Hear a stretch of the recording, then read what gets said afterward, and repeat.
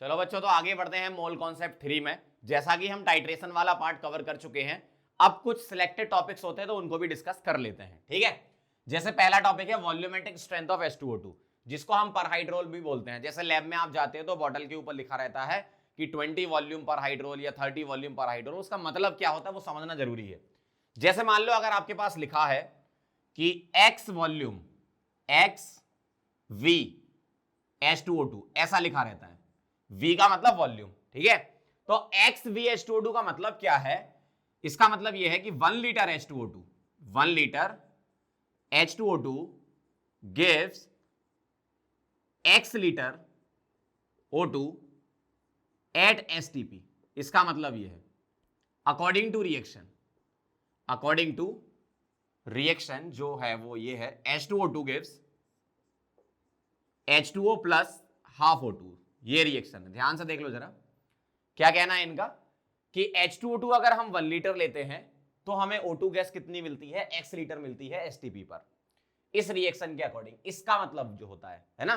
तो x volume H2O2 का मतलब क्या है? 1 लीटर H2O2 हमें x लीटर O2 दे रहा है, कहां पर? STP पर, ठीक है। ये मैं लिक्विड लिख देता हूं और ये गैस है, ठीक है। तो अब ध्यान से देखना जरा, मैं इसको कैसे लिखूंगा कि मुझे अकॉर्डिंग टू रिएक्शन बताओ जरा। अकॉर्डिंग टू रिएक्शन अगर मैं आपसे बोलूं कि बेटा 1 मोल H2O2 है, कितना? 1 मोल H2O2 है, तो O2 कितना मोल या कितना वॉल्यूम है, ठीक है। इसको हम कनेक्ट करेंगे कैसे? अगर H2O2 का 1 मोल है तो O2 का कितना है? हाफ मोल, सही है। अगर H2O2 अपना 1 मोल है तो इसको मैं हाफ मोल को कन्वर्ट कर लूं वॉल्यूम में, कैसे? Volume is equal to mole is equal to क्या होता है? Volume in litres divided by 22.4, यही होता है। तो मैं क्या कर रहा हूं? वॉल्यूम निकाल रहा हूं एसटीपी पे, तो 1/2 मोल रख दिए और 22.4 वॉल्यूम, मतलब इसको हम इधर ले गए, ठीक। तो ये आ गया 11.2 लीटर। तो मैं ऐसा लिख रहा हूं 11.2 लीटर एट एसटीपी, कंडीशन लिखना जरूरी है। तो देखो मैंने क्या किया, जो रिएक्शन थी मेरे पास H2O2, तो उसका मैंने 1 मोल लिया और इधर हाफ मोल आ रहा है।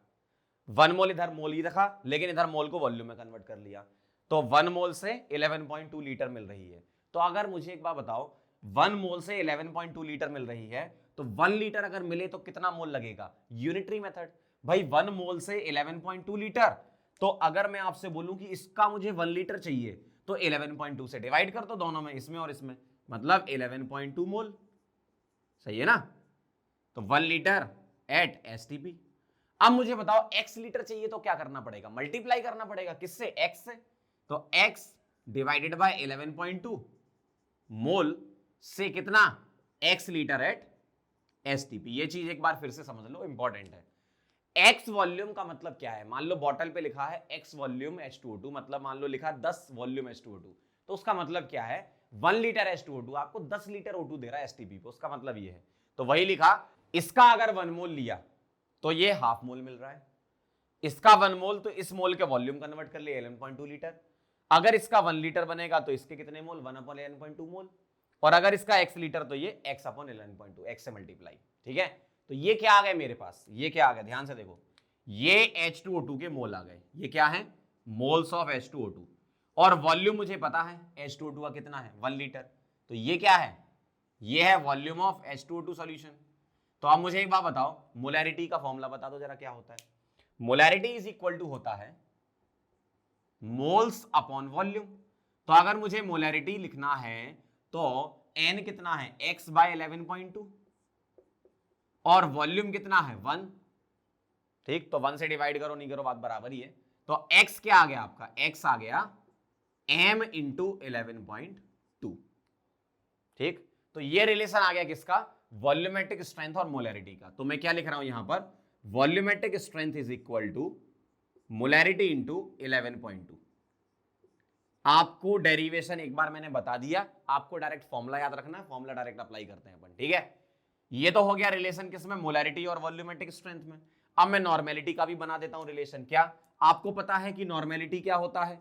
मोलैरिटी इंटू एन फैक्टर, और H2O2 का एन फैक्टर 2 होता है, तो नॉर्मेलिटी इज इक्वल टू आ गया मोलैरिटी इंटू एन फैक्टर मतलब 2, तो मोलैरिटी यहां से क्या आ गई n/2, और इस मोलैरिटी को यहां पुट कर दो तो वॉल्यूमेट्रिक स्ट्रेंथ का फॉर्मूला आपका बना, volumetric strength is equal to, मैं मोलैरिटी को पुट कर रहा हूं क्या n/2 इंटू 11.2, तो 2 से ये कैंसिल कर दो 5.6 हो जाएगा, तो वॉल्यूमेट्रिक स्ट्रेंथ क्या आ गई बेटा आपकी नॉर्मेलिटी इंटू 5.6, तो एक दूसरा फॉर्मूला ये हो गया।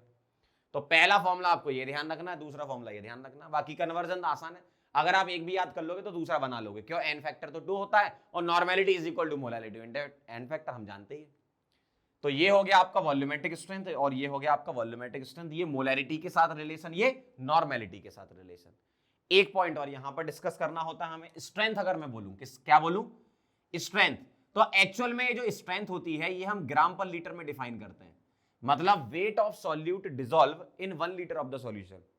मोलैरिटी से मिलता जुलता है, क्या मोलैरिटी क्या थी मोल्स डिसॉल्व इन 1 लीटर, ये क्या है स्ट्रेंथ ग्राम पर लीटर में, वेट डिसॉल्व इन 1 लीटर। तो मैं क्या लिख रहा हूं देखना, स्ट्रेंथ को मैं एस से डिफाइन कर रहा हूं, किससे एस से, तो ध्यान से देखना जरा, मैं मोलैरिटी का फॉर्मूला बना रहा हूं, मोलैरिटी का फॉर्मूला क्या होता है मोल अपॉन वॉल्यूम। अब आप मुझे बताओ मोल को क्या लिख दूंगा, ये लिखूंगा weight upon molecular weight into volume, और ये जो वेट अपॉन वॉल्यूम है यही है आपका स्ट्रेंथ, है ना, तो molarity is equal to strength upon molecular weight, तो स्ट्रेंथ क्या आ गया मोलैरिटी इनटू मॉलिक्यूलर वेट, किसका H2O2 का, तो मोलैरिटी इनटू 34, तो स्ट्रेंथ का फॉर्मूला आ गया 34 m, H2O2 का मॉलिक्यूलर वेट 34 होता है। ठीक, एक पॉइंट और डिस्कस करना है यहां पर, स्ट्रेंथ हो गया, परसेंटेज वेट बाय वॉल्यूम अगर आपसे पूछ ले तो परसेंटेज वेट बाय वॉल्यूम होता है स्ट्रेंथ बाय 10, क्योंकि परसेंटेज हम किसके लिए डिफाइन करते हैं 100 ml के लिए, ये जो तुम्हारी स्ट्रेंथ होती है किसके लिए होती है 1 लीटर के लिए, 1 लीटर का मतलब 1000 ml के लिए, तो अगर मैं 100 ml के लिए निकालूं तो 10 से डिवाइड करना पड़ेगा, तो परसेंटेज वेट बाय वॉल्यूम क्या आता है बेटा S/10 आता है। तो अपने पास क्या क्या फॉर्मूले हो गए, पहला, दूसरा और एक ये तीसरा और एक ये चौथा, ठीक है, ये मैं नंबर करके लिखता हूं 1 2 3 और 4, ये 4 फॉर्मूले अगर आपको याद हैं तो आप वॉल्यूमेट्रिक स्ट्रेंथ का क्वेश्चन बहुत आराम से बना लेंगे, ठीक है। अब मैं आपको इसके न्यूमेरिकल करना बताता हूं, डायरेक्ट फॉर्मूले अप्लाई करेंगे अपन, ठीक है, और कितने टाइप के इसमें न्यूमेरिकल होते हैं वो भी बता दूंगा आपको, बिल्कुल टेंशन मत लो आप, अगर आप पढ़ रहे हो तो बढ़िया तरीके से पढ़ाएंगे आपको, है ना, चलो नोट कर लो इसे।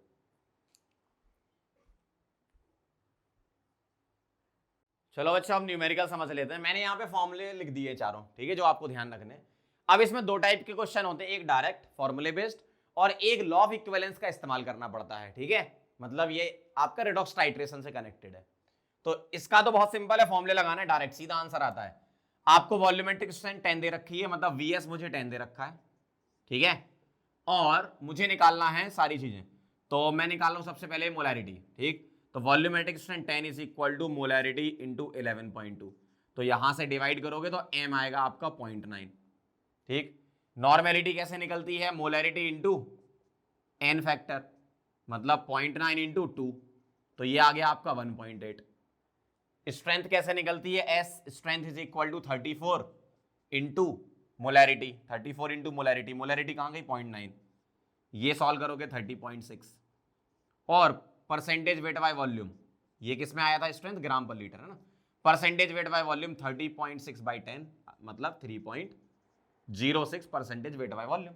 तो बहुत आसान क्वेश्चन होता है, फॉर्मूला याद है, वैल्यू पुट करनी है, ये थोड़ा अच्छा क्वेश्चन होता है, ध्यान से देखो, इसमें क्या करना है रेडॉक्स टाइट्रेशन लगेगा, कैसे ध्यान से देखो ना, मैं क्या बोल रहा हूं यहां पर H2O2 की रिएक्शन हो रही है, क्वेश्चन पढ़ लो, 100 ml of H2O2 reacts completely with 15.8 gram KMnO4 in acidic medium, मतलब KMnO4 का इनफैक्टर एसिडिक मीडियम में, आपको याद होना चाहिए 135 बना, बताया था मैंने 135 बना, नहीं बताया था, वही वाला, मतलब एसिडिक मीडियम में 5 होता है।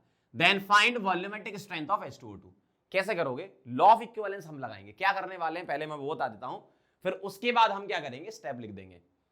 क्या करना है, H2O2 के जो ग्राम इक्विवेलेंट है या वॉल्यूम ml तो मिली इक्विवेलेंट बोलो, H2O2 के जो मिली इक्विवेलेंट है KMnO4 के मिली इक्विवेलेंट के बराबर कर देंगे, लेकिन KMnO4 का वेट दिया है तो हम यहां मोल इंटू एन फैक्टर से इक्विवेलेंट बराबर करेंगे, और H2O2 का वॉल्यूम दिया है तो हम यहां मोलैरिटी नॉर्मेलिटी वाला लगाएंगे, ठीक, ध्यान से देखना, मैं इसको 1 बोल रहा हूं, इसको 2 बोल रहा हूं, ठीक है, तो KMnO4 के लिए mole into n factor, into 1000 कर दूं तो मिली इक्विवेलेंट, भाई 1000 से मल्टीप्लाई कर दो ना, तभी तो मिली इक्विवेलेंट बनेगा आपका, is equal to molarity into n factor into volume in ml।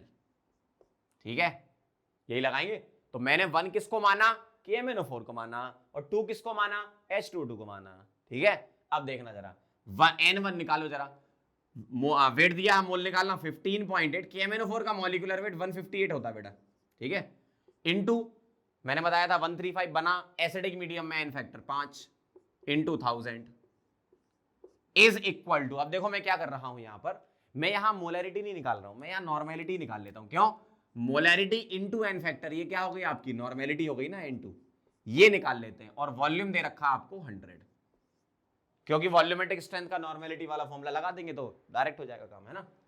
इसको सॉल्व करो, ये कितना आ गया 0.1 इंटू 1000 कितना हो गया आपका 100, और इंटू 5 500, तो 500 is equal to N2 into 100, ये कट गया 5 आया, तो नॉर्मेलिटी बेटा 5 आ गई। अगर नॉर्मेलिटी 5 आ गई तो volumetric strength is equal to क्या होता है, volumetric strength is equal to normality into 5.6, और नॉर्मेलिटी 5 है इंटू 5.6, मल्टीप्लाई कर लो कितना आएगा, 6 5 33 और 28, ये आएगा। तो वॉल्यूमेट्रिक स्ट्रेंथ आपकी क्या आ गई 28। ठीक है, समझ गए बात को कैसे लगाना है। लॉ ऑफ इक्विवेलेंस लगा के मैंने क्या किया, H2O2 की नॉर्मेलिटी निकाल ली। आप मोलैरिटी भी निकाल सकते, कोई दिक्कत नहीं है, एन फैक्टर 2 पुट कर देना, कोई दिक्कत नहीं वो, वैसा आप मोलैरिटी निकाल के ये लगा दो, बात बराबर ही पड़ेगी। तो मैंने क्या किया, मोलैरिटी इंटू एन फैक्टर को नॉर्मेलिटी मान लिया, ताकि मैं नॉर्मेलिटी का डायरेक्ट लगा दूं फॉर्मूला, है ना। तो ये दो टाइप के क्वेश्चन होते हैं, एक डायरेक्ट क्वेश्चन होते हैं और एक टाइट्रेशन बेस्ड क्वेश्चन होते हैं। ठीक है, ध्यान रखना, इसको नोट कर लो, फिर आगे बढ़ते हैं। चलो आगे बढ़ते हैं नेक्स्ट टॉपिक पर। अगला टॉपिक है हमारा ओलियम। ध्यान से देखना जरा, ओलियम का मतलब क्या होता है पहले समझना जरूरी ये है। ठीक है, ओलियम क्या होता है, ओलियम होता है SO3 गैस इज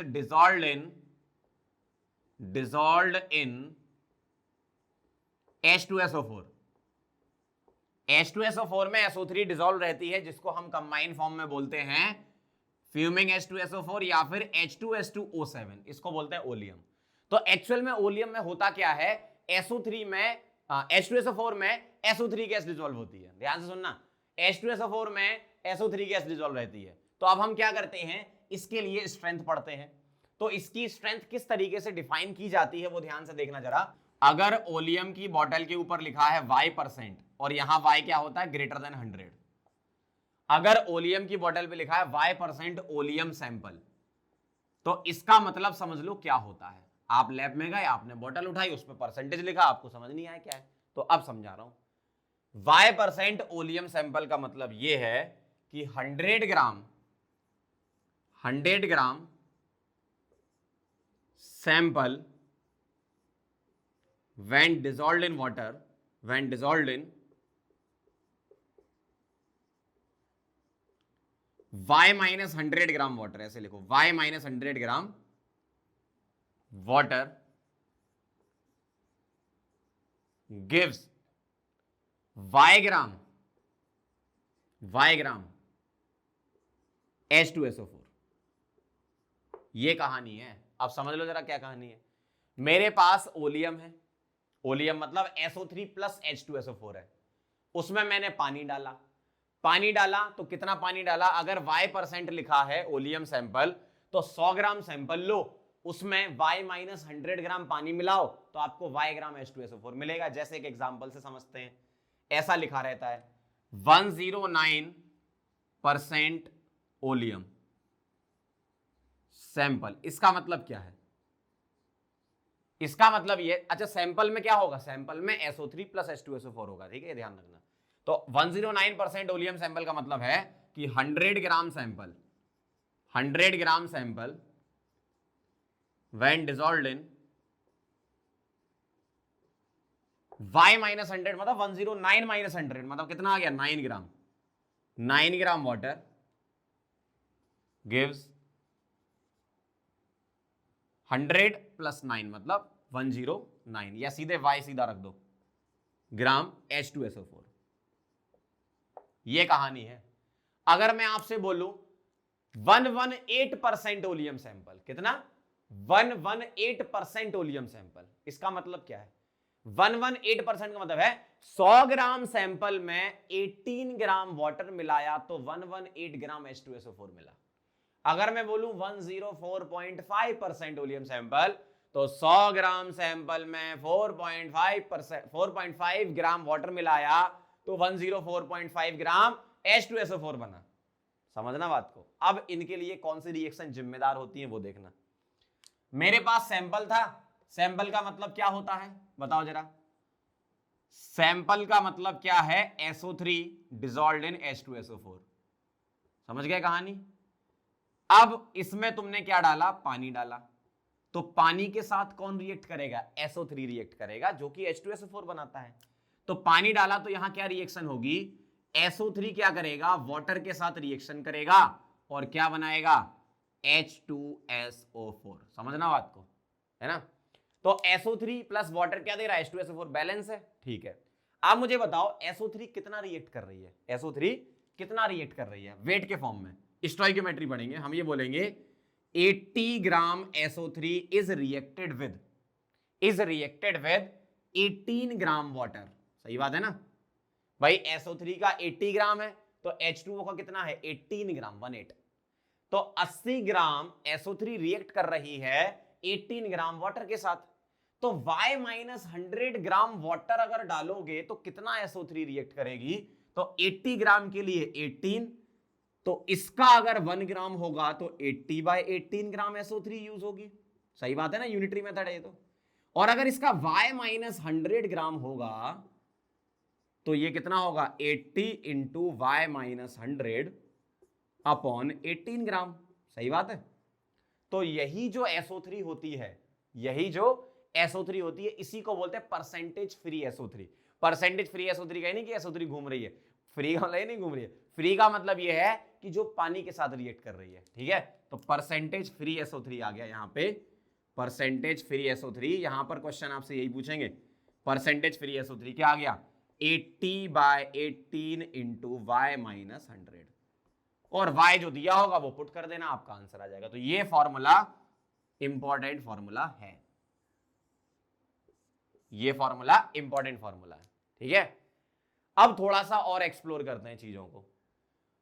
एक्चुअल में यहां हो क्या रहा है, ये चल क्या रहा है? मेरे पास सैंपल क्या था? चलो मान लो मेरे पास 109% है, ठीक? ध्यान से समझना। अब अपन थोड़ा सा और एक्सप्लोर कर रहे हैं चीजों को कि एक्चुअल में हो क्या रहा है, H2SO4 के साथ क्या हुआ, ठीक? अगर मान लो मेरे पास दिया है 109% ओलियम, तो इसका मतलब क्या है? 109% ओलियम का मतलब क्या है कि तुमने 100 ग्राम सैंपल लिया होगा, 100 ग्राम क्या लिया होगा? ओलियम। और 100 ग्राम ओलियम में तुमने 9 ग्राम क्या मिलाया? पानी मिलाया, तो तुम्हें 109 ग्राम H2SO4 मिला। सही है ना? यही होता है इसका मतलब भाई, डेफिनेशन तो यही कह रही है हमसे। 100 ग्राम सैंपल लिया, 9 ग्राम पानी मिलाया, 109 ग्राम H2SO4 बना। तो एक्चुअल में हुआ क्या? 9 ग्राम वाटर जो मिलाया वो SO3 के साथ रिएक्ट करेगा, SO3 प्लस H2O गिव्स क्या? H2SO4। ठीक है, ध्यान से देखना जरा। SO3 plus H2O gives H2SO4। कितना ग्राम रिएक्ट किया? अगर मैं आपसे बोलूं law of conservation of mass, यहां पर जो वैलिड होता है वो law of conservation of mass valid होता है कि इसका तुमने कितना वेट लिया। अगर मैं आपसे बोलूं वेट ऑफ SO3, तो क्या बोलोगे? Weight of SO3 plus weight of water is equal to weight of H2SO4। सही बात है ना? समझना जरा, और चीजें एक्सप्लोर करना है अपन इसमें, है ना?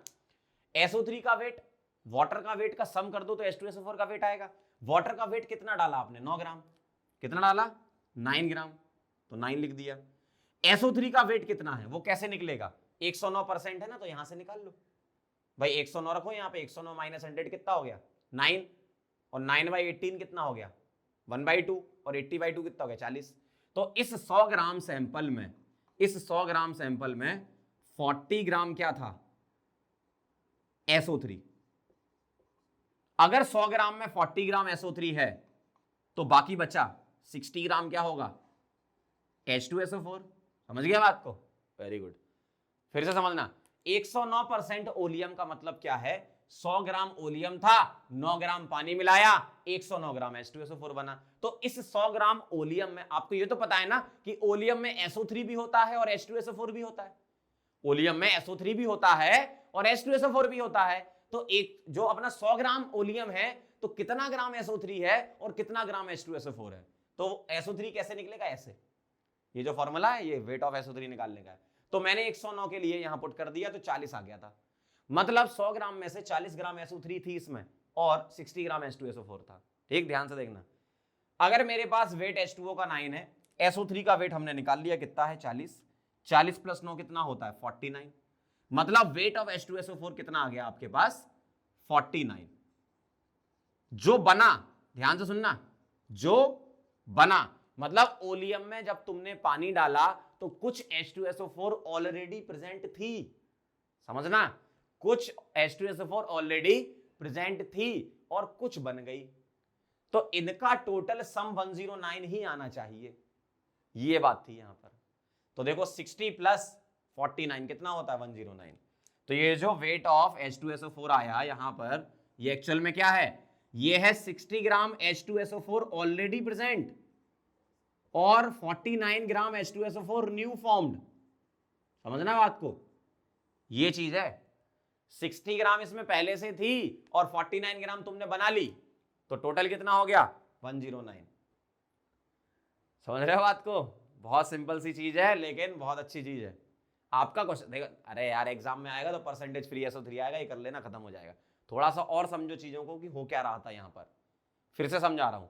10, आप यहां देखते जाना, 109% ओलियम सैंपल का क्या मतलब? 100 ग्राम सैंपल में 9 ग्राम वाटर मिलाओ तो 109 ग्राम H2SO4 बनेगा। सही बात है। अब 100 ग्राम सैंपल है तो उसमें क्या क्या है? SO3 भी है और H2SO4 भी है। SO3 कितना है वो इससे निकाल लो, 40 ग्राम आया भाई, यहां y को 109 पुट कर दो, 40 ग्राम आया। इसका मतलब 100 में से जब 40 ग्राम 40 ग्राम SO3 है तो 60 ग्राम H2SO4 रही होगी स्टार्टिंग में। तो ये जो 60 ग्राम है ये स्टार्टिंग में प्रेजेंट है ऑलरेडी सैंपल में। ठीक, अब जब 40 ग्राम SO3 था, 9 ग्राम पानी के साथ रिएक्ट करेगा तो 40 प्लस 9 कितना होता है? Law of conservation of mass 49।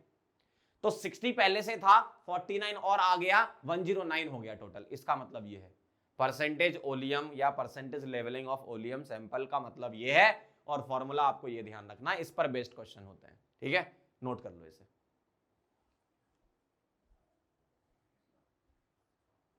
चलो बच्चों, तो आगे बढ़ते हैं और ओलियम सैंपल से रिलेटेड 2 क्वेश्चन करेंगे। ये वाला जेईई मेन नीट वालों के लिए है और ये वाला जेईई एडवांस वालों के लिए। ठीक है, ध्यान से देखना जरा। परसेंटेज फ्री SO3 निकालनी है, ये परसेंटेज दे रखे हैं ओलियम सैंपल में। बहुत सिंपल सा पहला केस बता दो जरा, y क्या है? y है आपका पहले 104.5। ठीक, तो परसेंटेज फ्री SO3 का फॉर्मूला लगेगा, क्या होता है फॉर्मूला परसेंटेज फ्री SO3 का? 80/18, याद करो, अभी लिखाया तो था, 80/18 इंटू y माइनस 100।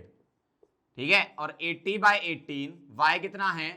104.5 माइनस 100, तो ये हो गया आपका 4.5। तो 80/18 इंटू 4.5, 4.5 का 4 टाइम्स होता है 18 और 4 से ये 80 कट गया 20, तो ये आ गया आपका 20। तो परसेंटेज फ्री SO3 आ गई 20। ठीक है, सेकंड क्वेश्चन इसी में ही सेकंड पार्ट है 109। तो y अब क्या है? 109। तो परसेंटेज फ्री SO3 क्या हो गई? परसेंटेज फ्री SO3 आ गई 80/18 और 109 माइनस 100, तो ये हो गया आपका 80/18 इंटू 9, 9 से कट गया 2 बार, 2 से ये 40, मतलब 40%। ठीक, तीसरा बड़े सिंपल क्वेश्चन होते हैं जेईई मेन और नीट के लिए। y is equal to 118 percentage free SO3, एक ही फॉर्मूला ध्यान रख के जाना, आंसर आएगा, मजा आ जाएगा। 118 माइनस 100, तो ये कट गया 118 माइनस 100, 18 आएगा, 18/18 कट गया 80%। ठीक, सिंपल सा। अब जरा ध्यान देना, ठीक है, अब आ गया भाई, देखो सवाल। 2 ग्राम oleum sample is diluted with water, बहुत बढ़िया, पानी तो डालती है, हमें तो पता ही है।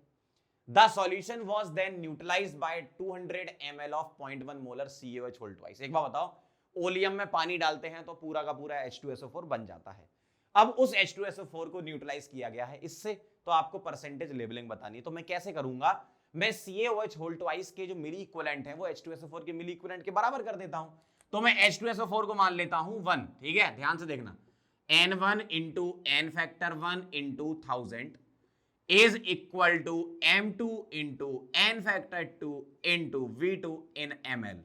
मैंने 1 किसे माना, H2SO4 को माना, 2 किसे माना, CaOH होल ट्वाइस को माना, ठीक है। अब ध्यान से देखना, मोल निकाल रहा हूं मैं H2SO4 के, तो mole of H2SO4 into H2SO4 का N फैक्टर कितना होता है, 2 into 1000 is equal to molarity 0.1 इसकी, N फैक्टर इसका कितना है, 2 OH है तो 2, और वॉल्यूम कितना है 200 ml। ऐसा 2 से 2 उड़ा दो, 2 जीरो से ये 2 जीरो उड़ा दो, तो 1 जीरो बचा यहां पे, मतलब 10 बचा, 10 यहां जाएगा तो 0.1/10 1/100 और 2 पहले से, मतलब 2/100। ये क्या आ गए, मोल्स ऑफ H2SO4 आ गए आपके। इतने मोल H2SO4 न्यूट्रलाइज हो रहे हैं। अब मैं H2SO4 के मोल कहां से निकाल लूं, ओलियम में पानी डाल के निकाल लूं। तो ओलियम में जब हम पानी डालते हैं तो H2SO4 पहले से भी प्रेजेंट रहता है और पानी डालने के बाद भी बनता है, ठीक है, पहले से भी प्रेजेंट रहता है और पानी डालने के बाद भी बनता है, तो टोटल मोल मुझे लेने पड़ेंगे, ठीक। अगर 2 ग्राम ओलियम सैंपल है, मैं ये बोल रहा हूं कि 2 ग्राम में से x ग्राम ये वेट ऑफ SO3 है, क्या है, SO3 x ग्राम है, तो वेट ऑफ H2SO4 कितना हो जाएगा, 2 - x, सिंपल, क्योंकि ओलियम में तो 2 ही चीजें हैं ना, ये है और ये है, ठीक। तो अगर मैंने इसको x मान लिया तो दूसरा 2 - x हो जाएगा। अब ध्यान से देखना जरा, अगर मैं अकॉर्डिंग टू स्टोइकियोमेट्री पढ़ूं तो इसका 1 मोल मुझे H2SO4 का 1 मोल दे रहा है, बिल्कुल सही, ध्यान से समझते जाना। अगर इसका 1 मोल मुझे इसका 1 मोल दे रहा है तो इसके x ग्राम के मोल कितने आएंगे, x/80, क्यों, मॉलिक्यूलर वेट SO3 का 80 होता है, तो x/80 मोल से H2SO4 कितना बनेगा, x/80 मोल बनेगा। बहुत आसान, 1 मोल से 1 मोल, x/80 से x/80 मोल, मतलब SO3 की रिएक्शन के दौरान जो H2SO4 बना वो x/80 मोल बना। और पहले से कितना प्रेजेंट था, moles of H2SO4 already present, ये कितने थे, 2 - x इसका वेट है, और H2SO4 का मॉलिक्यूलर वेट कितना, 98। तो ये जो है x/80 ये क्या है, ये है मोल्स ऑफ H2SO4 फॉर्म्ड, क्या है ये, मोल्स ऑफ H2SO4 फॉर्म्ड, ये है, और ऑलरेडी प्रेजेंट ये, तो दोनों को सम कर दो, मतलब x/80 plus 2 - x/98 is equal to H2SO4 के टोटल मोल। ये समझे क्या लिखा, टोटल मोल कहां से निकाला हमने, टाइट्रेशन करके निकाला, एसिड बेस टाइट्रेशन है ना, तो उससे मैंने टोटल मोल निकाला लॉ ऑफ इक्विवेलेंस लगा के। x/80 ये कहां से आए मोल, SO3 से आए, जितने मोल SO3 उतने मोल H2SO4, क्योंकि 1 मोल से 1 मोल बन रहा है। और 2 - x/98 कहां से आया, ये ऑलरेडी प्रेजेंट था, समझना बात को, ये बना और ये पहले से प्रेजेंट था, ये बना ये पहले से प्रेजेंट था, ठीक है। तो टोटल H2SO4 के मोल बराबर कर दिए। इसको सॉल्व करोगे आप तो x आपका यहां से आएगा 0.8, मतलब SO3 का वेट है 0.8। अब मुझे बताओ वेट ऑफ SO3 क्या होता है, जब अपन ने फॉर्मूला लिखा था, ये जो फॉर्मूला है ना, ये परसेंटेज फ्री SO3, एक्चुअल में ये वेट ही होता है ना, तो 80/18 इंटू y - 100, ये सॉल्व करना है आपको, y - 100, तो वेट ऑफ SO3 कितना है, 0.8 इज इक्वल टू 80/18 y - 100, यहां से y निकाल लो, आपका आंसर आ जाएगा। समझ गया बात को, कैसे आएगा, ये 8 से तो 8 कट गया तो नीचे 10 बचेगा, तो 0.18 बन जाएगा, और 100 ऐड कर देंगे, 100.18, तो y आपका आ गया 100.18। तो परसेंटेज लेवलिंग में क्या बोलूंगा, 100.18% ओलियम सैंपल। समझ गए, फिर से समझ लो, ये तो समझ गए होगे, इसमें तो कुछ ज्यादा टेंशन है नहीं, फॉर्मूला लगाना है, ये वैल्यू पुट करनी है। मेन कहानी यहां है, हो क्या रहा है यहां पर, मेन ये समझो हो क्या रहा है, मतलब आप हमेशा ये सोचो आपकी जिंदगी में चल क्या रहा है, तभी तो आपको समझ में आएगा। तो ओलियम का सैंपल है, उस ओलियम के सैंपल में क्या होता है, SO3 भी होता है और H2SO4 भी होता है, उसमें हम पानी डालते हैं, तो पानी किसके साथ रिएक्ट करता है, SO3 के साथ रिएक्ट करता है, मतलब H2SO4 ऑलरेडी कुछ ना कुछ प्रेजेंट रहेगी और SO3 भी H2SO4 बनाएगा। अब मुझे एक बात बताओ, पूरा का पूरा सॉल्यूशन पानी डालने के बाद H2SO4 बन गया, अब H2SO4 में हमने बेस डाला, अगर बेस डाला तो एसिड बेस न्यूट्रलाइजेशन रिएक्शन होगी। तो मैंने लॉ ऑफ इक्विवेलेंस लगा के मोल्स H2SO4 के निकाल लिए। मैंने 1 माना H2SO4 को और 2 माना CaOH होल ट्वाइस को। अब मैंने N1 निकाला, N1 मतलब मोल्स ऑफ H2SO4। ये टोटल मोल होगा, क्यों, न्यूट्रलाइज तो टोटल ही हो रहा है। तो अब ये टोटल मोल किसके बराबर है? ये टोटल मोल जो H2SO4 के हैं वो दो जगह से आ रहे हैं। कहां से? SO3 के बनने से और ऑलरेडी प्रेजेंट वाले। ऑलरेडी प्रेजेंट वाले ऐसे निकले और SO3 से बनने वाले ऐसे निकले। दोनों को ऐड करके सॉल्व कर लिया, x आ गया। अब x आने का मतलब क्या है? वेट ऑफ SO3 आ गया। क्या आ गया? वेट ऑफ SO3 आ गया। अगर वेट ऑफ SO3 आ गया तो परसेंटेज फ्री SO3 एक तरीके से वेट ही होता है ना। तो ये मैंने यहां पर फॉर्मूला पुट कर दिया और लाइट चली गई। आ गई भाई। तो मैंने यहां पे फॉर्मूला पुट कर दिया तो यहां से y निकाल लिया, तो y क्या आया? 100.18। समझ गए? ऐसा होता है, नोट कर लो इसे।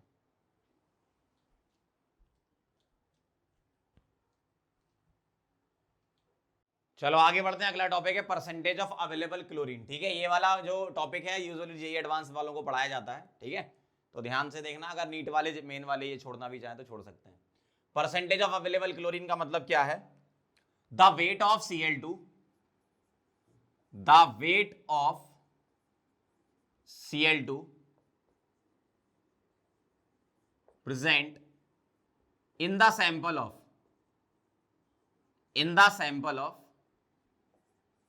Bleaching powder.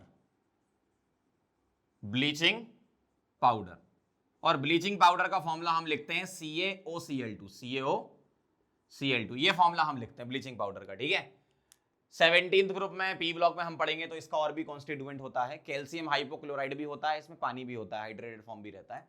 ठीक, तो उतना सब बाद में पढ़ेंगे 17th ग्रुप में। अभी सिर्फ ये ध्यान रखो कि ब्लीचिंग पाउडर CaOCl2 है। ठीक है, the weight of Cl2 present in the sample of bleaching powder is called percentage of available chlorine। ठीक है, अब ये कैसे निकालते हैं, इसका मेथड क्या है निकालने का? हमारे पास जो भी सैंपल होता है, सैंपल में हम एसिड डालते हैं या CO2 डाल दो तो Cl2 गैस निकलती है, और जो Cl2 गैस निकलती है इसी का ही हमें वेट निकालना है। ठीक, मतलब परसेंटेज वेट बाय वेट निकालना है।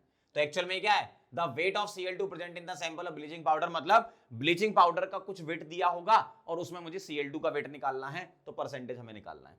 कैसे निकलेगा? अगर मैं बोलूंगा परसेंटेज अवेलेबल Cl2 तो हम ये लगाएंगे क्या? Weight of Cl2 produced divided by weight of sample into 100। भाई यही तो हो गया ना। अगर आपको परसेंटेज निकालना है तो क्लोरीन का वेट ऊपर रखो, सैंपल का वेट नीचे रखो, इनटू 100।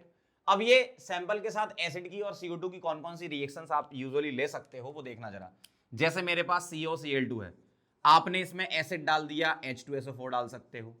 ठीक, आप इसमें HCl डाल दो, आप इसमें एसिटिक एसिड डाल दो, आप इसमें CO2 मिला दो, मतलब ये सेवरल रिएक्शन हो सकती है। तो कैसे करना है आपको? सभी में आप Cl2 बाहर कर दो सबसे पहले। Cl2 plus plus plus plus, यहां से जब Cl2 निकला तो H2 और O, H2O बनेगा साथ में, प्लस SO4 और Ca, क्या बनेगा? CaSO4। सिमिलर रिएक्शन HCl के साथ होगी, HCl के साथ भी यही होगा। ठीक है, बैलेंस करके नहीं लिख रहा हूं मैं, ऐसा होगा। एसिटिक एसिड के साथ भी ये ऐसी ही रिएक्शन होगी, लेकिन यहां क्या बनेगा? CH3 CO whole twice Ca, calcium acetate, और CO2 के साथ रिएक्शन होगी तो CaCO3 बनेगा। तो ये वेरियस रिएक्शन मैंने लिख दी। मतलब सभी रिएक्शन का मेन पॉइंट यही है कि क्लोरीन सब में बन रही है। तो जब हम ब्लीचिंग पाउडर की रिएक्शन एसिड या CO2 से कराते तो क्लोरीन आपको मिलती है। ठीक बात, क्लोरीन आपको मिलती है। अब ये जो क्लोरीन मिली इसका हम कराते हैं टाइट्रेशन। टाइट्रेशन किस टाइप का कराते हैं? इसमें आयोडोमेट्रिक टाइट्रेशन। याद करो जरा, Cl2 जो है वो ऑक्सीडाइजिंग एजेंट की तरह काम करता है, Ki के साथ इसकी रिएक्शन होती है तो ये बनाता है KCl प्लस I2, और ये जो आपका I2 होता है, I2 की रिएक्शन हम हाइपो से करा देते हैं, रिड्यूसिंग एजेंट Na2S2O3 क्या बनाता है? ये Na प्लस Na2S4O6, यही होता है। Na2S2O3 का एन फैक्टर हम आयोडोमेट्रिक में पढ़ चुके हैं, कितना होता है इसका? एन फैक्टर 1 होता है। ठीक, और Cl2 का एन फैक्टर यहां निकाल लो, कितना आएगा? 0 से -1, 1 का चेंज, 2Cl 2 का चेंज, तो एन फैक्टर इसका 2। हम सिर्फ इन दोनों के एन फैक्टर क्यों ले रहे हैं? क्योंकि हम ये बोल रहे हैं क्या Cl2 के मिली इक्विवेलेंट इज इक्वल टू इसके मिली इक्विवेलेंट इज इक्वल टू इसके मिली इक्विवेलेंट इज इक्वल टू इसके मिली इक्विवेलेंट। I2 के मिली इक्विवेलेंट इज इक्वल टू इसके इज इक्वल टू इसके इज इक्वल टू इसके, मतलब सबके मिली इक्विवेलेंट बराबर है ना। तो मैं क्या लिख रहा हूं यहां पर, ध्यान से देखना, milli equivalent of Cl2 is equal to milli equivalent of hypo Na2H2O3, क्योंकि आपको हाइपो की मोलैरिटी वॉल्यूम गिवन रहती है क्वेश्चन में, है ना। तो Cl2 के मिली इक्विवेलेंट को मैं, इसका मुझे वेट निकालना है ना, तो मैं मोल के फॉर्म में लिखूंगा, देखना, mole into n factor into 1000 is equal to, hypo की क्वेश्चन में आपको मोलैरिटी वॉल्यूम वगैरह दे रखा होगा, ठीक है। तो molarity into n factor into volume in ml, ठीक है। अब मैं जो n1 है उसको रख रहा हूं W1 divided by molecular weight किसका, Cl2 का 71, n फैक्टर कितना आया 2 into 1000 is equal to m2 आपको गिवन होगा, n फैक्टर 1 होता है, v2 आपको गिवन होगा इन ml, ठीक है, ध्यान रखना मिलीलीटर में रखना है। तो यहां से W1 आपका आ गया, क्या आ गया W1, ये 2 से काट दो, ये आ गया 35.5 इधर, मतलब 35.5 इंटू m2v2 डिवाइडेड बाय 1000 नीचे ले आओ, तो ये क्या आ गया W1, मतलब क्या हो गया, ये W1 का मतलब है ये है वेट ऑफ क्लोरीन, मतलब आपने ये निकाल लिया।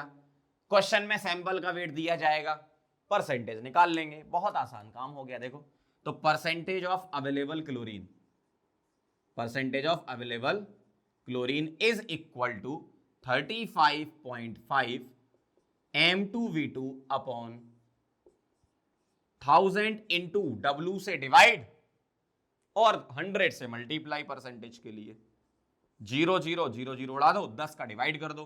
तो फाइनल जो फॉर्मूला याद रखना है 3.55 molarity into volume divided by weight of sample. ये W क्या है, वेट ऑफ सैंपल, ये क्वेश्चन में आपको दिया जाएगा, ठीक है। तो ये आ गया आपका परसेंटेज अवेलेबल क्लोरीन। ये मैंने डिटेल में समझाया, आपको इतना कुछ नहीं करना, डायरेक्ट क्वेश्चन होता है, बस फाइनल फॉर्मूला याद कर लेना, फाइनल फॉर्मूला याद कर लेना, इतना परसेंट, ठीक है, परसेंट में ही है, बाद में 100 से मल्टीप्लाई मत कर देना भाई, मैंने पहले ही 100 से मल्टीप्लाई करके फाइनल सॉल्व करके दे दिया आपको, ठीक है। तो 3.55 मोलैरिटी इंटू वॉल्यूम, मोलैरिटी किसकी, हाइपो की, वॉल्यूम किसका, हाइपो का, किसमें, ml में, ये भी ध्यान रखना, यहां जो V2 है वो किस में आएगा, ml में आएगा, ठीक है। और ये परसेंटेज यहां लगा दिया मैंने, सही से लिख देता हूं थोड़ा, V2 किस में आएगा, ml में, और फाइनल आंसर परसेंटेज में, ठीक है।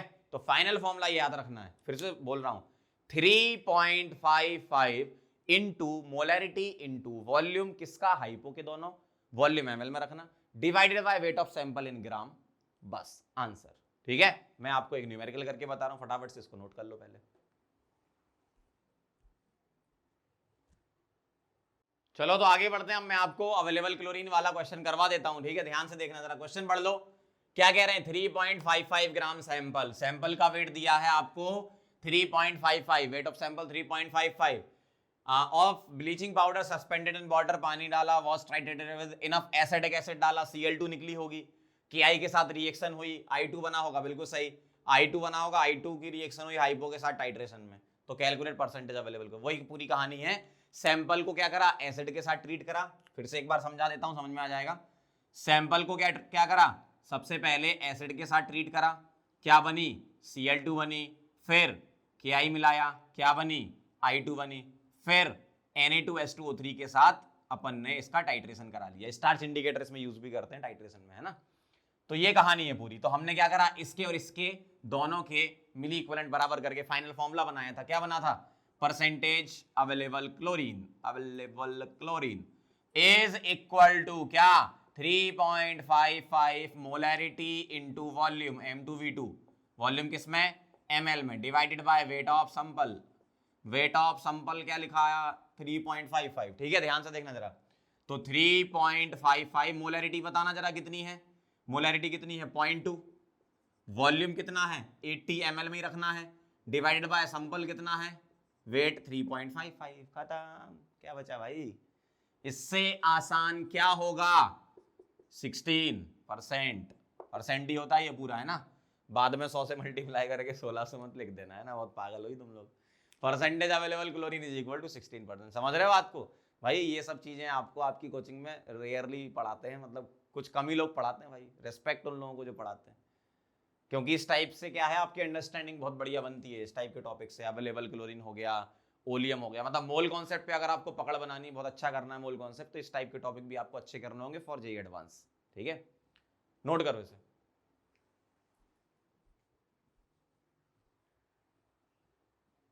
चलो बच्चों आगे बढ़ते हैं, हार्डनेस ऑफ वाटर पे चलते हैं। हार्डनेस ऑफ वाटर से रिलेटेड न्यूमेरिकल होता है, आपको कंसंट्रेशन वगैरह पूछ लेते हैं, पीपीएम वगैरह ये सब, तो सारी चीजें हम डिस्कस करेंगे। ध्यान से देखना जरा।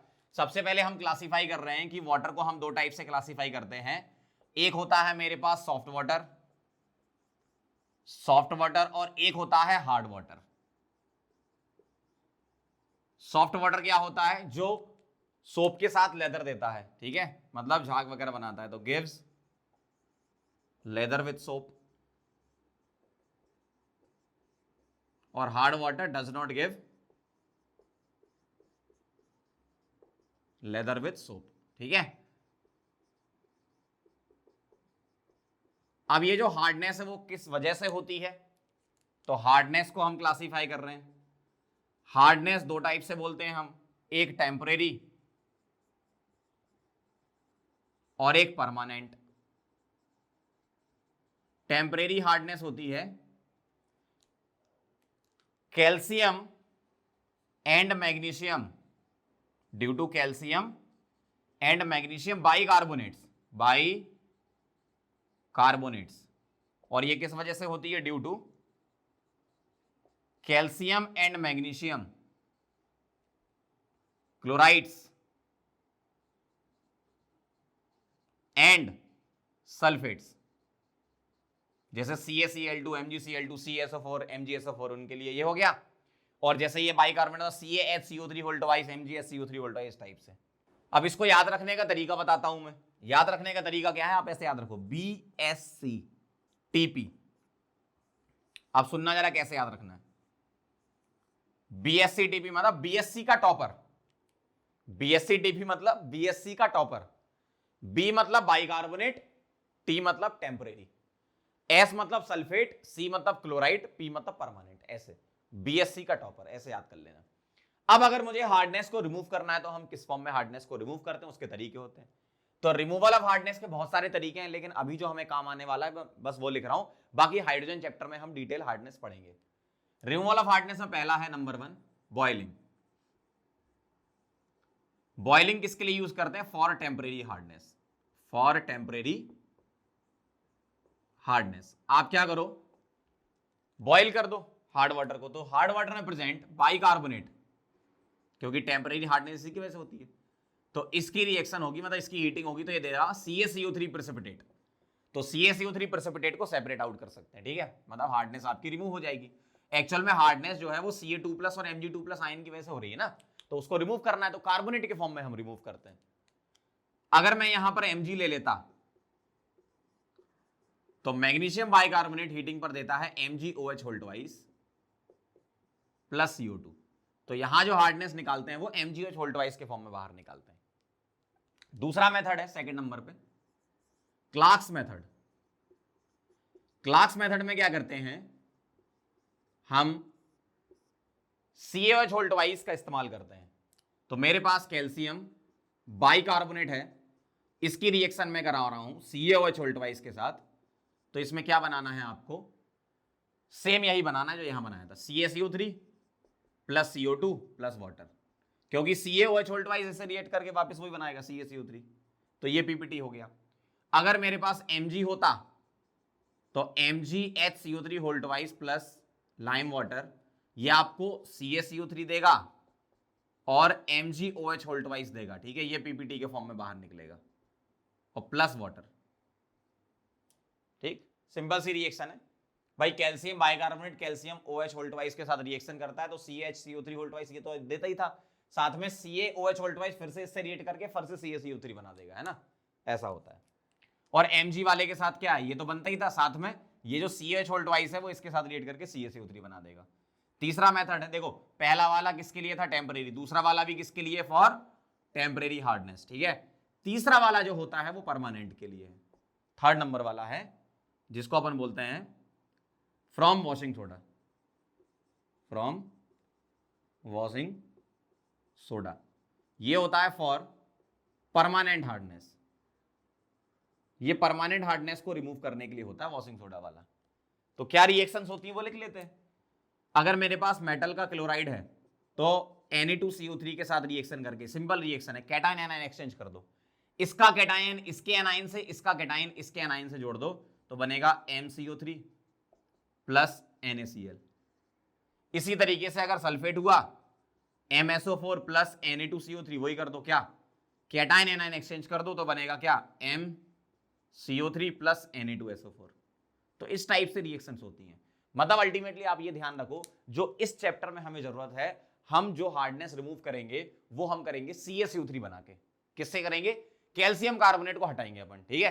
तो ये ध्यान रखना, यहां पर मेटल M क्या है? कैल्शियम 2 पॉजिटिव और मैग्नीशियम 2 पॉजिटिव। ये तो अपनी सिंपल रिएक्शन हो गई, ताकि आपको न्यूमेरिकल चीजें समझ में आए, इसलिए मैंने आपको ये बता दिया। कई लोग तो ये छुड़वा भी देते हैं, सीधे हार्डनेस के फॉर्मूले पे आ जाते हैं। ऐसा नहीं करना, बेसिक चीज समझ लो क्या है। वाटर क्या होता है, हार्ड वाटर, सॉफ्ट वाटर क्या होता है, हार्डनेस कितने टाइप की होती है, कैसे रिमूव करते हैं। अब हमें जो ध्यान रखना वो ये ध्यान रखना है कि कैल्शियम कार्बोनेट के फॉर्म में हमें निकालना है। किसके फॉर्म में? कैल्शियम कार्बोनेट के फॉर्म में हमें हार्डनेस को रिमूव करना है अपने न्यूमेरिकल्स में। ठीक, नोट कर लो, फिर मैं आपको न्यूमेरिकल के लिए बताता हूं क्या करना है। चलो तो अब आगे बढ़ते हैं और हार्डनेस ऑफ वाटर के न्यूमेरिकल एस्पेक्ट के बारे में समझ लेते हैं। सबसे पहले तो हम पीपीएम एक टर्म यूज करते हैं जिसको बोलते हैं पार्ट्स पर मिलियन। पार्ट्स पर मिलियन पीपीएम कब यूज किया जाता है? पॉइंट नंबर 1 लिखेंगे अपन, पीपीएम से रिलेटेड चीजें। पॉइंट नंबर 1 क्या है? When solute is present in very less amount, then this concentration term is used। Ppm को कब यूज करते हैं? जब सॉल्यूट हमारा बहुत कम क्वांटिटी या ट्रेसेस में प्रेजेंट होता है, वो है ना, इसलिए अपन यहां पर पीपीएम यूज कर रहे हैं। पीपीएम को कैसे डिफाइन करते हैं? अगर मान लो आपके सामने लिखा है एक्स पीपीएम, तो एक्स पीपीएम को पढ़ना सीख लो कैसे पढ़ते हैं। एक्स पीपीएम का मतलब है x gram solute is present in 10 की पावर 6 ग्राम सॉल्यूशन। इसका मतलब यह है x gram solute is present in 10 की पावर 6 ग्राम सॉल्यूशन। और 10 की पावर 6 ग्राम सॉल्यूशन क्या होता है? Aqua solution. तो मैं यहां पर लिख रहा हूं 10 की पावर 6 ग्राम क्या, वाटर लिख देता हूं मैं। ठीक, अब ध्यान से देखना जरा, x gram solute is present in 10 की पावर 6 ग्राम वाटर को मैं 10 की पावर 6 ml वाटर लिख सकता हूं। क्यों? डेंसिटी 1 होती है, वाटर की डेंसिटी क्या होती है? 1 ग्राम पर ml होती है ना। तो 10 की पावर 6 ग्राम वाटर का मतलब है 10 की पावर 6 ml वाटर, ऐसे भी तो लिख सकता हूं मैं। तो हम दो तरीके से टर्म पढ़ते हैं, x gram solute is present in 10 की पावर 6 ग्राम वाटर और इन 10 की पावर 6 ml वाटर। बात बराबर है क्योंकि डेंसिटी 1 होती है इसकी।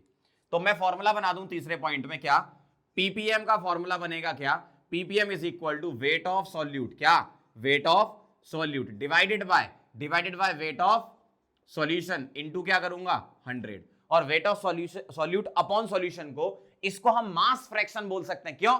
आप मोल अपॉन टोटल मोल को मोल फ्रैक्शन बोलते हो, तो वेट अपॉन टोटल वेट को क्या बोल सकते हो? Mass fraction.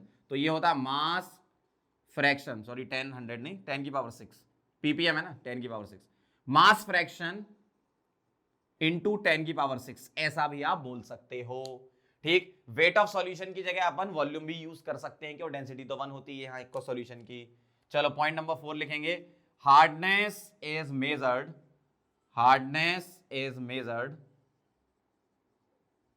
In PPM of CaCO3। ये बहुत इंपॉर्टेंट पॉइंट है।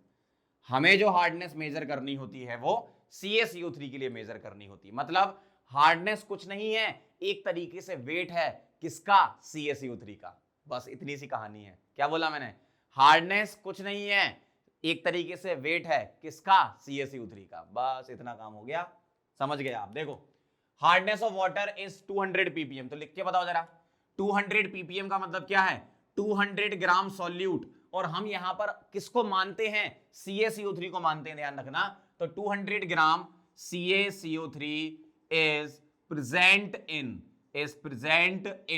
10 की पावर 6 ग्राम, यानी कि 10 की पावर 6 ml ऑफ वाटर लिख दूं, क्योंकि सॉलिड तो बहुत कम क्वांटिटी में है ना, तो सॉल्वेंट और सॉल्यूशन से भी लिख दिया मैंने।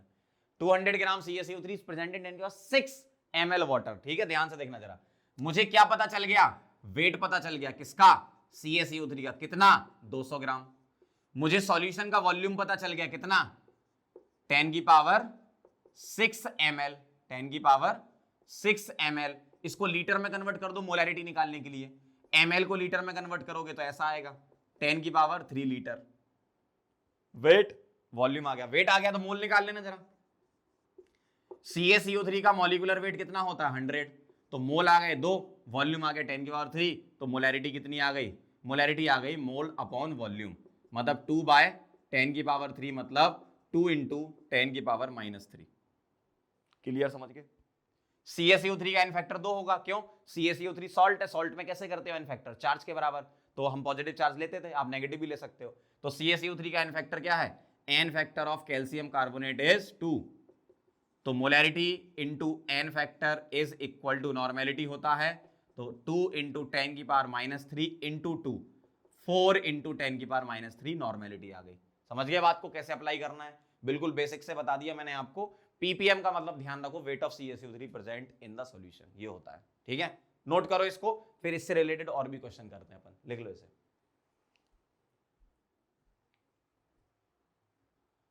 चलो तो अब आगे बढ़ते हैं। हार्डनेस के कुछ अच्छे से क्वेश्चन देख लो आप, तो आपको आइडिया लग जाएगा कि क्या करना है इसमें, है ना? कॉन्सेप्ट अच्छे से क्लियर समझ में आ जाएगा। क्वेश्चन पढ़ेंगे, क्या कह रहे हैं? 1 litre sample of hard water contains 1 milligram of CaCl2 and 1 milligram of MgCl2। मतलब क्लोराइड है ये, तो टेम्परेरी हार्डनेस नहीं है, ये परमानेंट हार्डनेस है। टेम्परेरी बाइकार्बोनेट की होती है, क्लोराइड सल्फेट की परमानेंट होती है। ठीक है, BSc का topper. Find total hardness in terms of CaCO3। ठीक है, इसका मतलब मैं क्या बोल रहा हूं, ध्यान से सुनना। मुझे ये करना है कि CaCl2 को, आपको रिएक्शन लिखने की जरूरत नहीं है, ध्यान से सुन लो, आपको रिएक्शन लिखने की जरूरत नहीं है। आपको जो भी कंपाउंड दे रखा है, आप तो ये समझ लो उसको एनी हाउ CaCO3 में आपने कन्वर्ट कर लिया। फिर सुन लो क्या बोला मैंने, जो भी कंपाउंड दिया है आपने उसको CaCO3 में कन्वर्ट कर लिया एनी हाउ, तो CaCl2 से ये कन्वर्ट हो गया। ठीक, इसी तरीके से MgCl2 से भी कन्वर्ट हो जाएगा। पहले मैं CaCl2 करके बता रहा हूं, ध्यान से देखना जरा। अगर CaCl2 से CaCO3 बना तो ग्राम इक्विवेलेंट या मिली इक्विवेलेंट बराबर होंगे। तो मैं क्या लिख रहा हूं यहां पर, मोल इंटू एन फैक्टर, क्योंकि मुझे यहां पर वेट निकालना होता है CaCO3 का, और इसका भी मुझे वेट दे रखा है। तो mole into n factor is equal to mole into n factor. ठीक है, दोनों की इक्विवेलेंट बराबर कर दिए। आप बोल रहे हो सर आपने 1000 से मल्टीप्लाई क्यों नहीं किया? अरे यार, यहां 1000 से मल्टीप्लाई करो, यहां भी तो करना पड़ेगा, तो कट जाएगा। तो इक्विवेलेंट बराबर कर दिए मैंने। ठीक है, आप मिली इक्विवेलेंट लिखो या इक्विवेलेंट, बात बराबर है, क्योंकि दोनों के लिए हम मोल इंटू एन फैक्टर लिख रहे हैं। ध्यान से देखना जरा, मोल निकालना CaCl2 के, 1 मिलीग्राम मतलब कितना ग्राम? 10 की power -3 gram, divided by molecular weight कितना? मोल कैसे आता है? This upon molecular wait. Molecular weight CaCl2 का होता है 111, इसका 35.5 का डबल 71 प्लस 40 111। ठीक है, इंटू एन फैक्टर कितना होता है इसका? 2। भाई मोल इंटू एन फैक्टर करोगे तो एन फैक्टर कितना आएगा इसका? 2। इज इक्वल टू N2 कैसे लिखोगे? वेट निकालना है मुझे किसका? CaCO3 का, डिवाइड बाय इसका मॉलिक्यूलर वेट होता है 100 इंटू 2। क्यों? चार्ज तो +2 ही रहेगा ना भाई, ये सॉल्ट है, सॉल्ट का एन फैक्टर कैसे निकालते थे? चार्ज, पॉजिटिव चार्ज ले लो, तो यहां भी 2 प्लस है और यहां भी 2 प्लस है, तो एन फैक्टर क्या रहेगा? सेम रहेगा। ये कोई रिडॉक्स रिएक्शन नहीं है, इसका इंडिविजुअल एन फैक्टर निकालना पड़ेगा, इसका इंडिविजुअल एन फैक्टर निकालना पड़ेगा, तो चार्ज से निकालोगे तो दोनों का सेम ही आता है ना? हार्डनेस में सबका ही सेम आता है एन फैक्टर, ध्यान रखना। तो ये कट गया, तो यहां से W2 निकालो, W2, तो W2 यहां से निकालोगे तो ये आपका आएगा, सॉल्व करोगे तो 0.9 इंटू 10 की पावर -3 ग्राम, ये W2 आ गया। ध्यान से सुनना, ठीक है। अब इसी तरीके से मैं क्या कर रहा हूं, MgCl2 के बारे में लिख रहा हूं। MgCl2 से आपने एनी हाउ CaCO3 बना लिया, तो दोनों के इक्विवेलेंट बराबर कर दिए। यहां मैंने 1 2 माना था, यहां 3 4 मान लो, N3 into n factor 3, N4 into n factor 4, और दोनों को क्या कर दो? बराबर कर दो। इसका एन फैक्टर 2 और इसका भी 2 है, तो एन फैक्टर तो कट गए, क्योंकि दोनों जगह 2 2 रखोगे आप। मोल बराबर कर दो, तो इसके मोल कितने? 1 मिलीग्राम है, तो 10 की पावर -3 अपॉन इसका मॉलिक्यूलर वेट 95 होता है, 71 plus 24 is equal to weight upon 100। तो यहां से वेट W4 क्या आ गया आपका?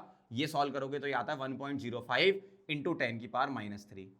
अब जो टोटल वेट आया देखो, इससे भी CaCO3 बन रहा है भाई, कैल्शियम क्लोराइड से CaCO3 बन रहा है और मैग्नीशियम क्लोराइड से भी CaCO3 बन रहा है। इसका मतलब यहां से जो वेट आया इनका सम कर दो, तो 0.9 प्लस 1.05, 1.95 इंटू 10 की पावर -3। तो नेट वेट इधर लिख देता हूं मैं, total weight of CaCO3, total weight of CaCO3 कितना आया, ये आया 1.05 और प्लस कर दिया मैंने 0.9, ठीक। तो डायरेक्ट लिख रहा हूं मैं क्या, 1.95 इंटू 10 की पावर क्या -3। ध्यान से सुन लो फिर से, इसको और इसको ऐड किया, 1.05 प्लस 0.9 को ऐड किया तो मेरे पास क्या आया, 1.95 इंटू 10 की पावर -3। तो total weight of calcium chloride आ गया, सॉरी कैल्शियम कार्बोनेट, क्लोराइड नहीं, कैल्शियम कार्बोनेट आ गया 1.95 इंटू 10 की पावर -3। ये कितने में आया, अब ध्यान से देखना जरा, ये 1 लीटर सैंपल में आया, ध्यान से सुनना, 1 लीटर में आया। तो मैं ऐसे लिख रहा हूं, 1 लीटर में वेट आया 1.95, ध्यान से देखना, इंटू 10 की पावर -3 ग्राम। ये किस में आया, 1 लीटर में। मुझे निकालना किस में होता है, 10 की पावर 6 ml में निकालना होता है हार्डनेस के लिए, याद करो जरा पीपीएम को। तो 1 लीटर को मैं क्या लिख सकता हूं, 10 की पावर 3 ml लिख सकता हूं। तो 10 की पावर 3 ml में कितना आया, 1.95 इंटू 10 की पावर -3 ग्राम आया, ठीक है। तो इसमें मैं 1000 से और मल्टीप्लाई कर दूं दोनों तरफ, क्यों, 1000 से मल्टीप्लाई करने पर ये 10 की पावर 6 ml बन जाएगा और 1000 से मल्टीप्लाई करने पर ये सिर्फ 1.95 बचेगा। तो यही तो पीपीएम होता है, याद करो, वेट ऑफ CaCO3 इन 10 की power 6 ml water, weight of CaCO3 इन 10 की पावर 6 ml वाटर, यही तो पीपीएम था। इसका मतलब आपका हार्डनेस इन पीपीएम आ गई, hardness in ppm is equal to 1.95। पूरे क्वेश्चन का मतलब समझ गए। देखो कैलकुलेशन पार्ट तो आप कर लोगे, क्वेश्चन का मतलब समझ लो। आपको करना क्या है, CaCl2 से CaCO3 बनाना है, MgCl2 से CaCO3 बनाना है, दोनों के इक्विवेलेंट बराबर करने हैं। और हार्डनेस के जब भी क्वेश्चन करते हो आपको यूजुअली एन फैक्टर सेम रहता, तो दोनों के मोल बराबर कर दो। मोल बराबर करके यहां से CaCO3 का वेट निकाला, यहां से CaCO3 का वेट निकाला, दोनों को ऐड कर दिया तो टोटल वेट ये आ गया। लेकिन ये किस में आया, क्वेश्चन में दिया 1 लीटर में आया, तो 1 लीटर में इतना आया, तो 10 की पावर 3 ml में इतना आएगा, और 10 की पावर 6 ml में मुझे चाहिए, तो 1000 से मल्टीप्लाई करना है। तो इस तरीके से हम क्वेश्चन करेंगे। एक और करके बता रहा हूं, ध्यान से देखना जरा, calculate hardness of water of sample contain 0.01 mole of MgSO4 dissolve पर लीटर ऑफ वाटर। ध्यान से देखना जरा, अभी मैंने क्या बोला था आपसे, एनी हाउ MgSO4 कन्वर्ट हो जाता है किसमें, CaCO3 में, किसमें, CaCO3 में। तो दोनों के इक्विवेलेंट बराबर कर दो, और एन फैक्टर सेम रहता ही है, क्यों, इसका एन फैक्टर क्या है +2 और इसका क्या है +2, चार्ज है, मतलब एन फैक्टर दोनों का सेम है। तो मोल इंटू एन फैक्टर जब आप लिखोगे तो एन फैक्टर कट जाता है, मतलब क्या करना होता है आपको, मोल बराबर करने होते हैं। बहुत सिंपल है, मोल बराबर कर दो। तो इसके मोल कितने हैं MgSO4 के, 0.001, और इसके मोल कितने हैं N2, तो N2 0.001 आ गया। मैं W2 निकाल लूं, यहां से वेट निकालना मुझे CaCO3 का, तो W2 अपॉन 100 होता है इसका मॉलिक्यूलर वेट, और 0.001, तो W2 यहां से क्या आ गया, 100 इंटू 0.001 मतलब 0.1 आ गया। ये क्या आया, वेट आया, किस में आया, ग्राम में आया। किसके लिए आया, 1 लीटर के लिए आया, ठीक। तो 1 लीटर में वेट कितना है, 0.1 ग्राम है, मतलब 10 की पावर 3 ml में कितना है, 0.1 ग्राम है। मुझे किस में चाहिए होता है, 10 की पावर 6 ml में, 1000 से मल्टीप्लाई कर दूंगा तो क्या आ जाएगा आपका 100 ग्राम। इसका मतलब इस क्वेश्चन का आंसर हो गया, hardness in ppm is equal to 100। समझ रहे हो बात को, क्या बोला मैंने, आपको कुछ नहीं करना, एनी हाउ CaCO3 बनाना है कंपाउंड से, बस दोनों के इक्विवेलेंट बराबर कर दो, एन फैक्टर सेम रहता, मोल बराबर करके वेट निकाल लो, कितने लीटर में दिया है वो चेक कर लो क्वेश्चन में, आपको 10 की पावर 6 ml तक जाना है, ये ध्यान रखना, ठीक। तो ये कहानी थी हार्डनेस ऑफ वाटर की, फटाफट से नोट करो फिर आगे बढ़ते हैं। चलो तो अब आगे बढ़ते हैं और कुछ प्रैक्टिस कर लेते हैं, 1-2 क्वेश्चन कर लेते हैं तो अपना खत्म हो जाएगा ये वाला टॉपिक पूरा, है ना। तो अभी तक जो हमने पढ़ा उसमें क्या क्या चीजें थी पहले आपको मैं बता दूं। H2O2 उसमें से सबसे ज्यादा इंपॉर्टेंट है, परसेंटेज फ्री SO3 वाला एक फॉर्मूला है, परसेंटेज अवेलेबल क्लोरीन वाला एक फॉर्मूला है, और हार्डनेस वाला किस तरीके से करना है वो मैं आपको बता चुका हूं। अब इन सब में जो सबसे ज्यादा इंपॉर्टेंट होता है वो होता है H2O2। तो H2O2 के 1-2 क्वेश्चन और बता देता हूं, 1-2 टाइप के और क्वेश्चन बता रहा हूं मैं आपको, है ना। तो ध्यान से देखना जरा क्या लिखा है यहाँ पे, 0.2 gram of sample of H2O2, मतलब H2O2 का सैंपल 0.2 है, इसका मतलब ये नहीं है कि H2O2 0.2 है, H2O2 0.2 से कुछ कम होगा। सैंपल का मतलब क्या होता है, कंपाउंड प्लस कुछ इंप्यूरिटीज, ठीक है। तो H2O2 कुछ कम होगा 0.2 से, ठीक है। Solution required 10 ml of 1 normal KMnO4 in a titration in presence of H2SO4 मतलब acidic medium, find percentage purity of H2O2। तो हम यहां पर क्या करने वाले हैं, H2O2 की रिएक्शन होगी किसके साथ, KMnO4 के साथ, ठीक है। तो कुछ बनेगा, हमें उससे वैसे भी मतलब नहीं रहता है। हमें क्या करना है, इन दोनों के ग्राम इक्विवेलेंट या मिली इक्विवेलेंट को बराबर कर दो, अगर वॉल्यूम ml में तो मिली इक्विवेलेंट बराबर कर देंगे। तो H2O2 के मिली इक्विवेलेंट आएंगे N1 into n factor 1 into 1000 is equal to KMnO4 के लिख रहा हूं मैं M2 into n factor 2 into V2 in ml, सही है ना, V2 इन ml। अब ये जो मोलैरिटी इंटू एन फैक्टर होता है, यही तो तुम्हारी नॉर्मेलिटी है, और क्वेश्चन में आपको सीधे सीधे नॉर्मेलिटी दे रखी है, तो एन फैक्टर की टेंशन नहीं लेनी, क्योंकि मोलैरिटी इंटू एन फैक्टर ही नॉर्मेलिटी होती है। लेकिन आपको H2O2 का एन फैक्टर पुट करना पड़ेगा, हमें याद है इसका एन फैक्टर 2 होता है H2O2 का, ठीक है। तो N1 into n factor 2 into 1000 is equal to M2 कितना है, sorry M2 into n factor 2 क्या मान लिया, N2 कितना है 1, हमने M2 इंटू एन फैक्टर 2 को बेटा N2 मान लिया है, और वॉल्यूम कितना है 10 ml। बस यहां से सॉल्व कर लो, वेट निकाल लेते हैं। तो यहां N1 दिया है तो मैं W1 निकाल रहा हूं, W1 अपॉन 34 इसका मॉलिक्यूलर वेट, 0 से 0 उड़ा दो और ये आएगा आपका 1 अपॉन 200, ठीक है। तो W1 यहां से आपका आ गया 34 बाय 200 मतलब 17 बाय 100 मतलब 0.17। क्लियर, ये वेट किसका आया, H2O2 का आया। तो 0.2 ग्राम में से 0.17 ग्राम H2O2 है, मतलब बाकी इंप्यूरिटी है। तो परसेंटेज प्यूरिटी कैसे निकलती थी, फॉर्मूला लगाओ जरा, percentage purity is equal to weight of compound, जिस भी कंपाउंड की प्यूरिटी निकालनी है, upon weight of sample into 100, यही करते हो। वेट ऑफ कंपाउंड कितना है 0.17, वेट ऑफ सैंपल कितना है 0.2 इंटू 100, यही आता है आपका, ठीक। तो ये कितना आ जाएगा आपका 17/2, 170/2, 85.5%, सही है ना।